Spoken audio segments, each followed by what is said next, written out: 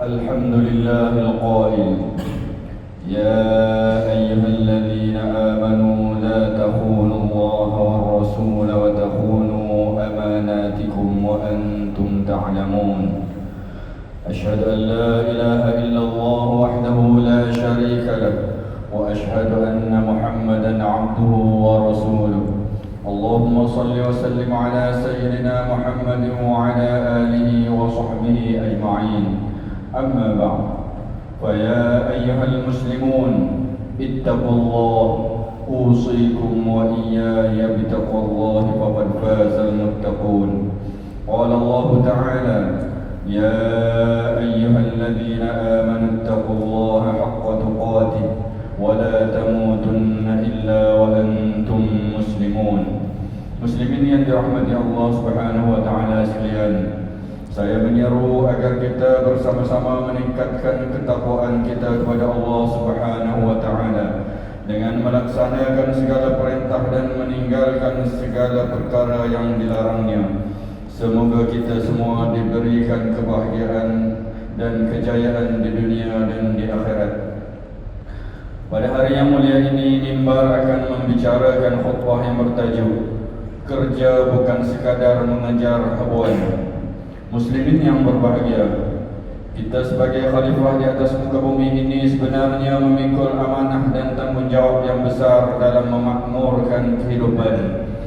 Amanah ini tidak akan terlaksana tanpa usaha dan pengorbanan, dan antara jalan utamanya ialah melalui pekerjaan. Dengan bekerja, kita bukan sahaja memenuhi keperluan asas kehidupan seperti makan, minum, tempat tinggal dan perbelanjaan harian. Bahkan hakikatnya kita sedang menjalankan tanggungjawab sebagai hamba Allah Subhanahu wa taala dan anggota masyarakat.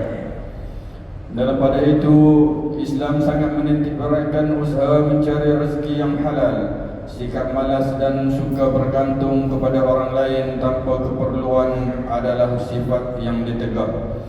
Kerana ia merendahkan maruah seorang Muslim, sedarlah bahawa seorang Muslim yang berusaha dan berdikari adalah lebih mulia daripada mereka yang memilih untuk meminta-minta sedangkan dirinya masih mampu bekerja. Dalam hal ini, tidak kira apa jua bidang yang diseburi, sama ada sebagai peniaga, petani, nelayan, pekerja pembersihan atau apa sahaja jenis pekerjaan, yang paling utama ialah memastikan setiap rezeki yang diperoleh datang daripada sumber yang halal dan diberkati.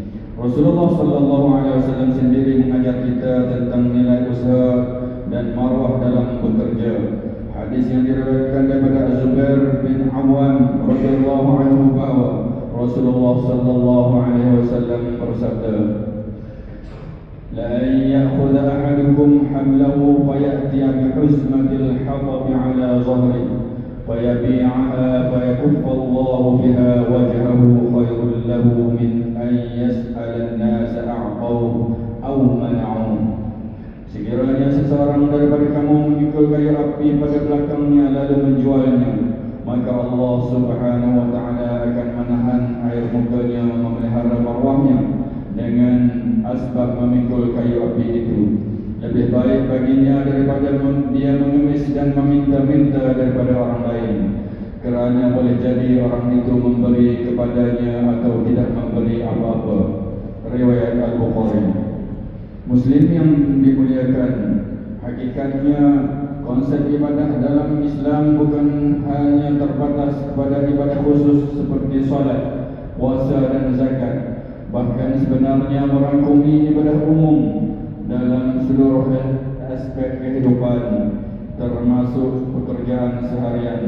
Firman Allah Subhanahu wa taala dalam surah Az-Zariyat ayat 56, وَمَا خَلَقْتُ الْجِنَّ وَالْإِنسَ إِلَّا لِيَعْبُدُونَ.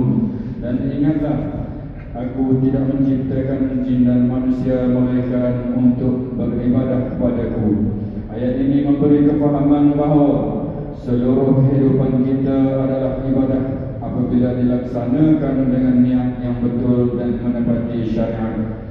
Maka bekerja juga boleh menjadi ibadah jika dimulakan dengan niat yang ikhlas kerana Allah Subhanahu wa taala, dilaksanakan dengan bersungguh-sungguh, menjaga waktu dan disiplin, serta mengamalkan akhlak Rasulullah sallallahu alaihi wasallam seperti jujur dan amanah dalam bekerja.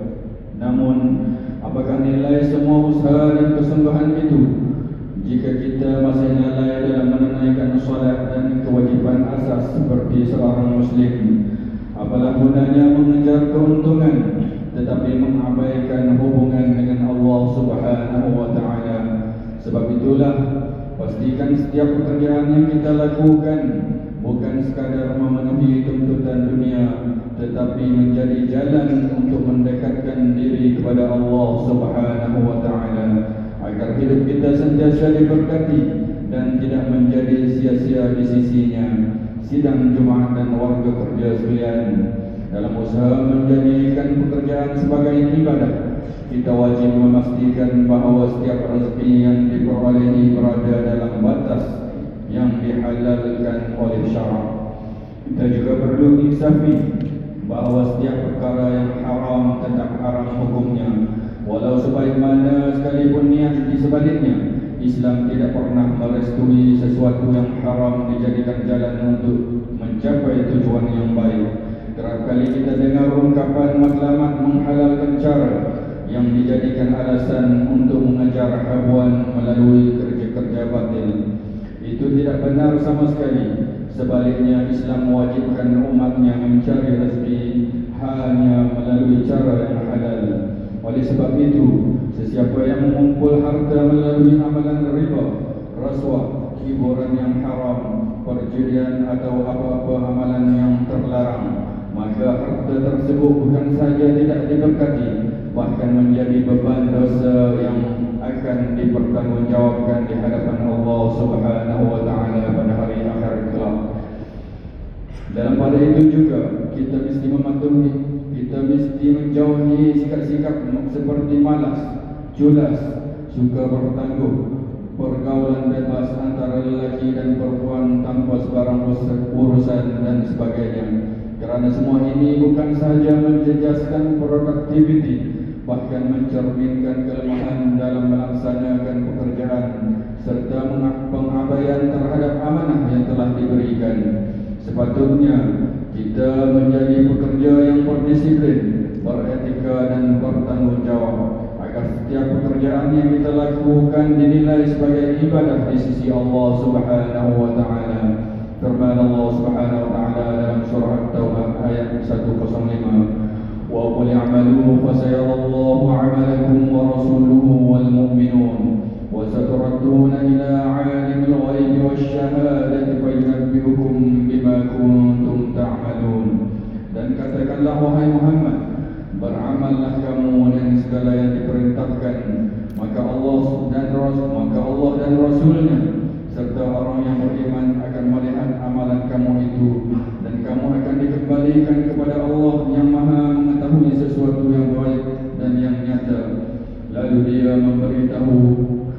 memberitahu kamu apa-apa yang telah kamu lakukan.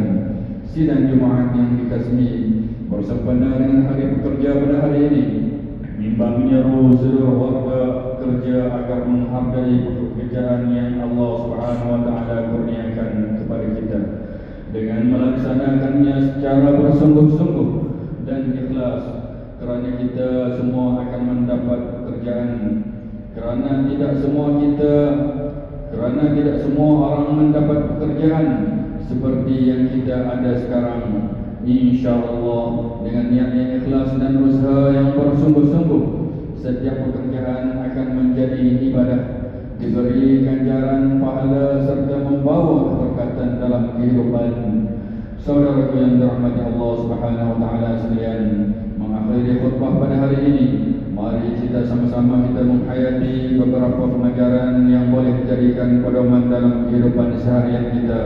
Pertama, umat Islam adalah menjadikan pekerjaan sebagai ibadah dengan membetulkan niat kerana Allah Subhanahu wa taala, melaksanakan tugas dengan amanah, jujur dan bersungguh-sungguh, agar setiap usaha dinilai sebagai amal soleh dan mendapat keberkatan.